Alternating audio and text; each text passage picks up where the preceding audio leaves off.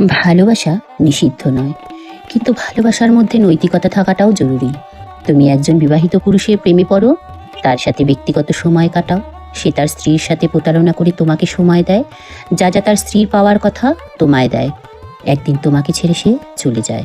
সে তার স্ত্রী নয়, তার সন্তানের মাকে ছেড়ে তোমার কাছে এসেছিল। সে তোমাকেও ছাড়বে, এ তো খুব স্বাভাবিক। এর থেকে বেশি সেই প্রতারকের কাছে তুমি কি আর আশা করো?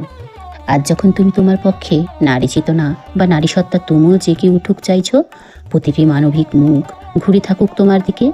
তার স্ত্রীর বেলায় তোমার এই বোধখানি কোথায় উবে গেছিল? নারীবাদ মানে কেবল নিজের অধিকারে দাঁড়ানো নয়, অন্য এক নারীর সম্মান, স্বস্তি ও অস্বস্তিকে স্বীকার করতেও একান্ত প্রয়োজন। নইলে সেই চেতনা নিজের সুবিধা মতন ব্যবহৃত অস্ত্র ছাড়া আর কিছুই নয়। কোনো সম্পর্কে জড়াবার আগে প্রয়োজনে একবার ভেবে দেখা, এই সম্পর্ক কাকে ভাঙবে, কাকে ব্যথা দেবে, কাকেই বা ঠেলে দেবে নিঃসীম অন্ধকারে। কারণ একজন বিবাহিত পুরুষ যখন স্ত্রীকে অন্ধকারে রেখে প্রেম করে, তখন সে শুধুই ব্যক্তিগত প্রতারণা করে তা নয়, সে আর এক নারীর জীবন, মর্যাদা ও মানসিক স্বাস্থ্যের উপরও ছুরি চালায়।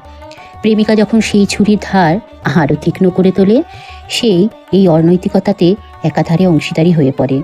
যে ভালোবাসা অন্য আর একজন নারীর চোখের নিচে কালি এনে দেয়, সে ভালোবাসা ভালোবাসা নয়, তা শুধুই আত্মমোহিত নিষ্ঠুরতা, আগ্রাসন। আমি এই লেখায় প্রেমিকাকে দোষী করতে চাই না বিবাহিত পুরুষকে একক খলনায়ক করে তুলতে। আমি কেবল প্রশ্ন তুলতে চাই, একজন নারীর প্রেম যদি আর একজন নারীর অধিকার ভেঙে গড়ে ওঠে, তবে সেই প্রেম কতটা ন্যায্য, কতটা মানবিক, এবং সবচেয়ে বড় কথা, সেই প্রেম কতটা নারীবাদ।